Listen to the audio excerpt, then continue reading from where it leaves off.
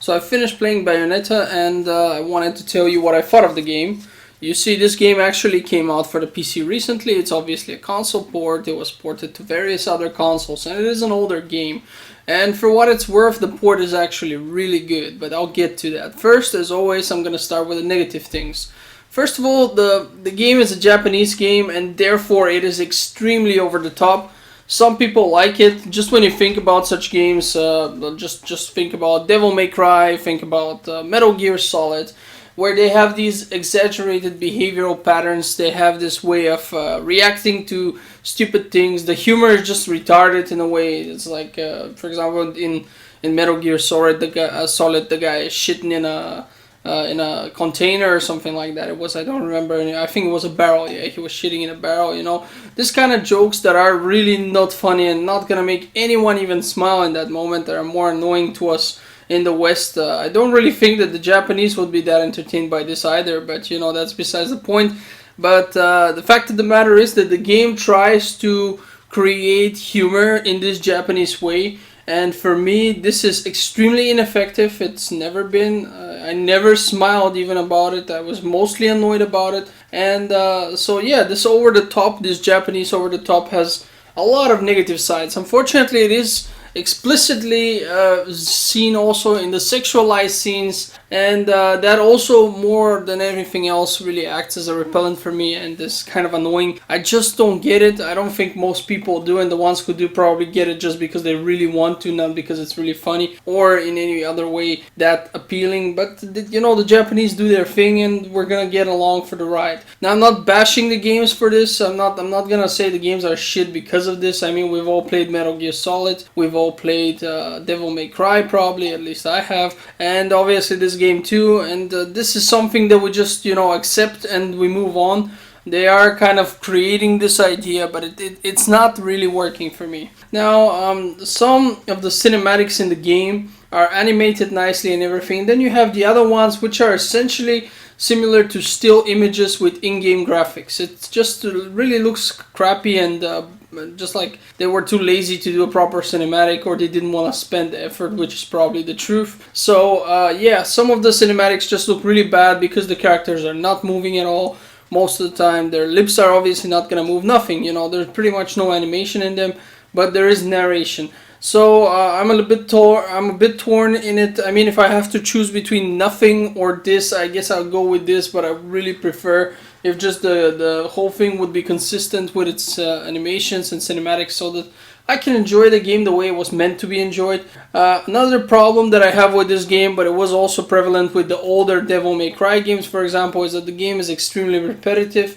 You have these tiny arenas that you move from arena to arena. Basically, the game is just one giant corridor, and you know, separated by loading screens. You have these, and this corridor is separated by loading screens, but also each level is separated into smaller arenas. So there's gonna be something blocking you off. You need to beat up all the enemies, and then you can continue, and then again blocked off, beat up the enemy, not off, and continue. So it's very repetitive, and it gets boring really fast. So that was something that, you know, that disturbed me a lot. And we have locked frame rate of 60 FPS.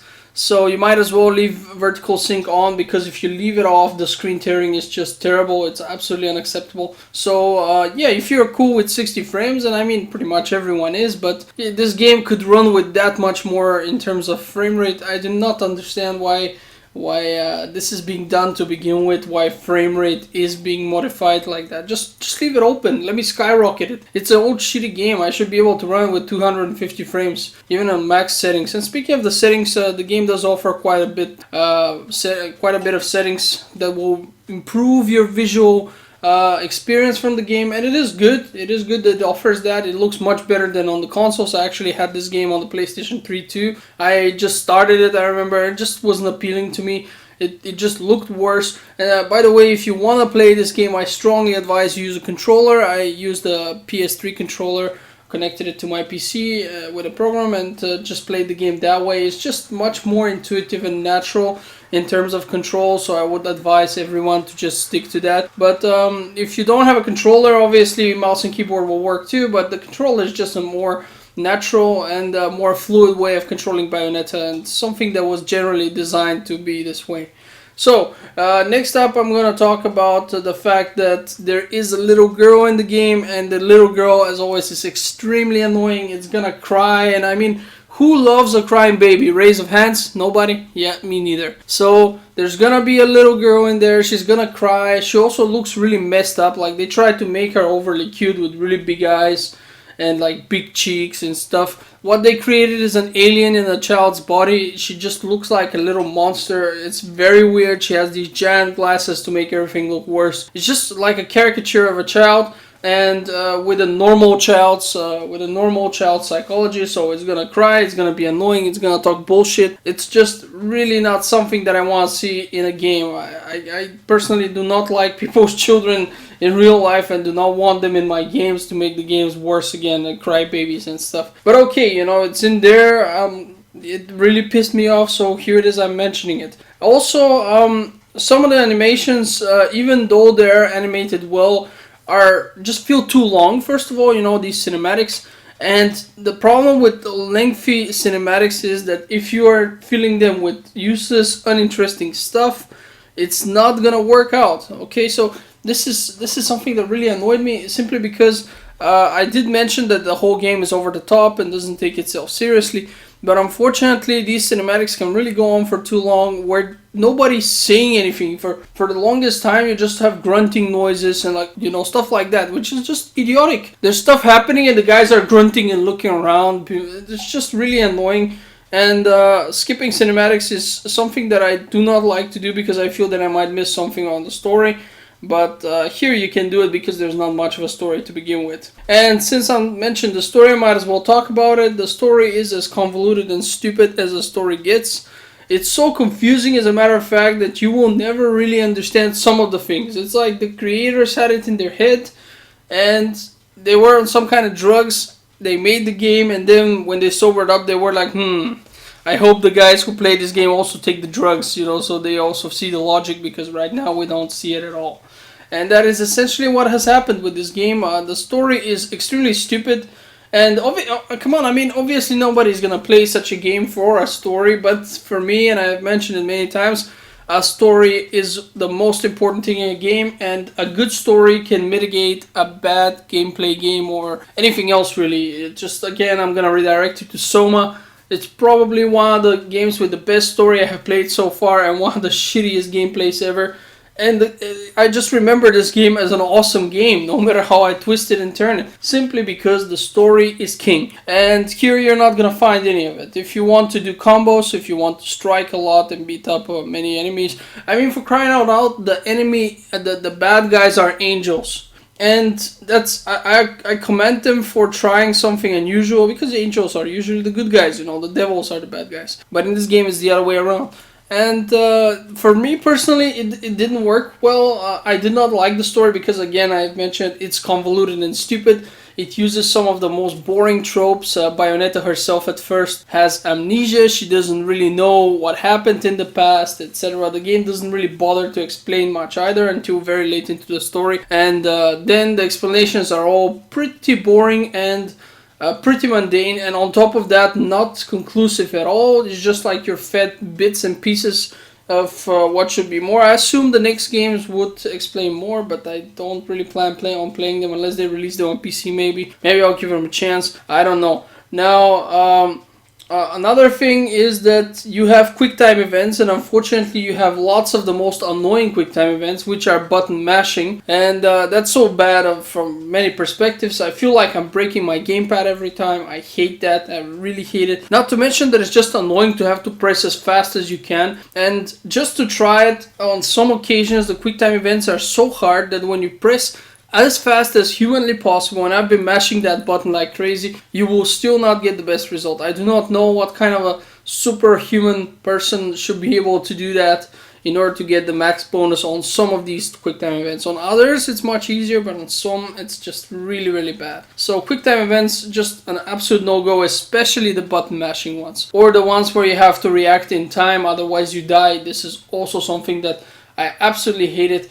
I remember things like Resident Evil, the previous games, like the 5, for example. That was just horrible when you have like a long cinematic with a bunch of quick time event sequences, and in co-op both of you had to press, or if one makes a mistake it's game over and you need to start the whole sequence again. This is absolutely unacceptable. Now here it's not this bad, but it's still bad, and it's still going to feel like you're breaking your gamepad or mouse and keyboard or whatever it is. So they shouldn't really do this shit. The graphics have been improved, but unfortunately the game is quite old and the graphics look very dated. So even with all the improvements, the game is still gonna look like it is an old game. And the problem is that this game is not old enough to be retro and too old to be modern. So it's stuck in that gray area that we would immediately recognize as just ugly, not stylized. Like when you look at a game like Doom, for example, and I mean Doom 2, Doom 1, the old ones on DOS, you can tell yourself, yeah, this is a very old game. This is a retro classic game, and it looks nothing like modern games, but it doesn't look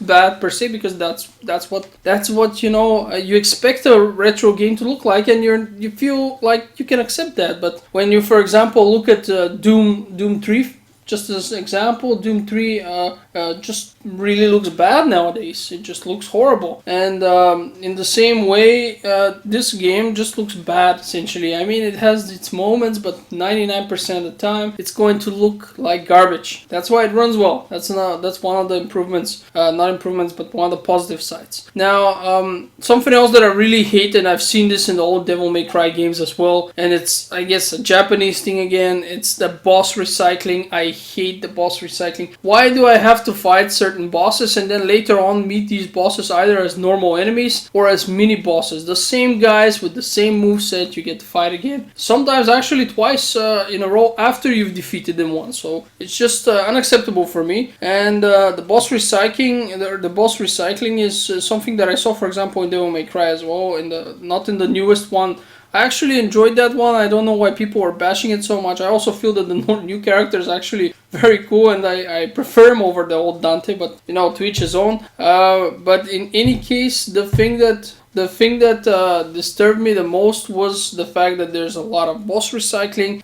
There is a lot of map recycling. Yes, you're going to revisit areas. They're going to be very slightly modified, but you will be map recycling, so it's very annoying. And it all gets boring fast, like I mentioned. It feels like a Devil May Cry copy that's not quite there. It gets boring. The humor is super lame, and the mini game between levels, because when you are between two levels you get this little arcade mini game where you need to shoot these angels. You have a limited amount of ammo and you gotta shoot them, and once you do that you get points for that. That also is very boring. The rewards are not worth it, and it doesn't work well. I mean, I actually switched to mouse control for that one because it's a first person part, and even then it just doesn't feel like that mini game's responsive enough. But doing it with a controller is so hard. They should be giving you much better rewards. So that's bullshit. It doesn't really work for me in terms of how it's supposed to freshen up the game. It doesn't freshen up the game. It's just annoying. Moving on to the fact that the crafting which you have in the system,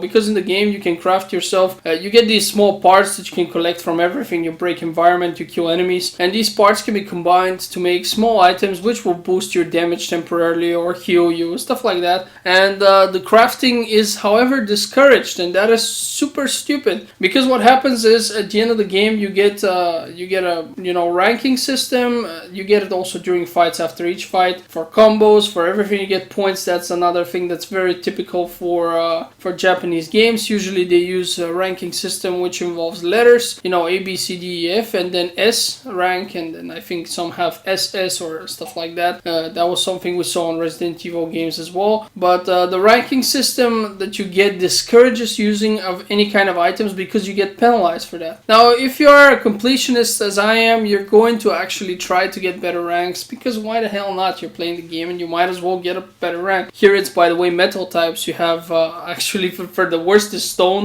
so that's not even a metal, and then you have bronze, silver, platinum, I think, no, gold, platinum, and true platinum, which is the highest ranking. And again, if you use any items, you lower your rank. You get a penalty for that, which is really stupid, because that discourages players from actually using the crafting system, because what's the point of crafting if you're not going to use the stuff that you craft? Now, that's pretty much it with the bad things, but I think they're not enough, and they're pretty bad, so yeah, to each his own. But I personally think that this game just has too many flaws to be viable in 2017, but it does have some positive sides. Now, first I would like to speak about Bayonetta herself, the main character. She's extremely sexualized, and however, she's not sexualized in a way that where you would say she's objectified. It feels more like she's a female version of a Duke Nukem. I mean, Duke Nukem is also extremely sexualized. He talks about sex. In the newer game, he gets blown in a toilet. In the previous games, he goes strip clubs. In the newer game, obviously, also sex is a thing that defines him and makes him cool. He gets all the chicks, etc. Well, Bayonetta is very comfortable with her sexuality. She's empowered through that, and I think that that's pretty cool. They created a confident, extremely sexual character. When you get the true platinum medal, each medal has a small phrase that they say, and the true platinum medal is shaped like Bayonetta, and she says, "I should have been a pole dancer," when you get it. So they make these subtle, well, not very subtle, sexual jokes actually, and just when you see the videos you're gonna see what I mean. They're not subtle at all, but they gave her an excessive amount of sexuality. Her fighting style is it's just spewing sex. Her finishing move is called a climax. She moans during fights and stuff, but also I really like the fact that when she actually hits stuff, she doesn't try to sound girly. She's more like, huh, huh, it sounds more realistic, how the noises you would make when you punch stuff. So they did that right. They made a good character. They empowered her and gave her an excessive sexuality, but not in a demeaning way. So I think they did a good job with that. I would like to see more characters like, maybe not too many. Actually, my favorite type of female character would be the new Lara Croft games. New Tomb Raider games. Lara Croft and Tomb Raider is just awesome there. She's still very feminine and with all the female traits, and still very powerful and very confident. So that's the best kind of female protagonist in my eyes. But Bayonetta is, let's just say, the second best, because she's exaggerated. It's all made so that she can look more like a female Duke Nukem rather than a female Gordon Freeman. Oh my god, that's the worst example. Gordon Freeman is not cool at all, but never mind. You get my point. So besides this, we have, once we beat the game, a nice extra art. We have 3D models. We get to see all these extras, and I approve of that. That's pretty nice.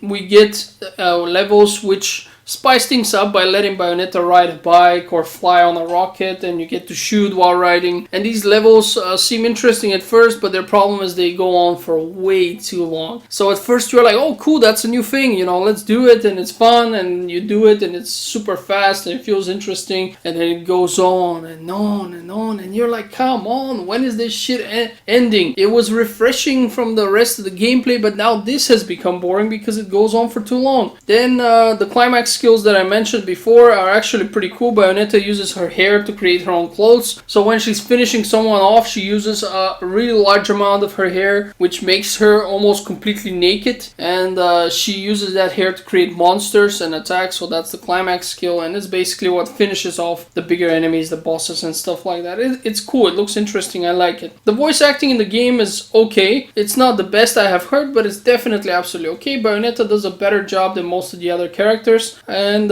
we have a lot of loading screens, but the loading times are extremely fast, so that's something I'm very satisfied with. You never feel like you're stuck in a loading screen for way too long, which is great. Another thing that I've mentioned before, but I want to say, is that on itself, this is a very stable PC port and one of the best ports from console games I have actually seen. It runs extremely fast. Yes, the game is dated, but I've seen much worse, trust me. And like I said, the loading times are really short. Just the port is excellent. It really works well. It never crashed. I didn't witness a single bug, so they did a stellar job into porting this game. I absolutely commend them. So yeah, I would say that I had some fun with the game, and that'd be true to some extent, but ultimately at some point, and that was fairly early on, I just couldn't wait to finish it. So, and that's not because it was a good game.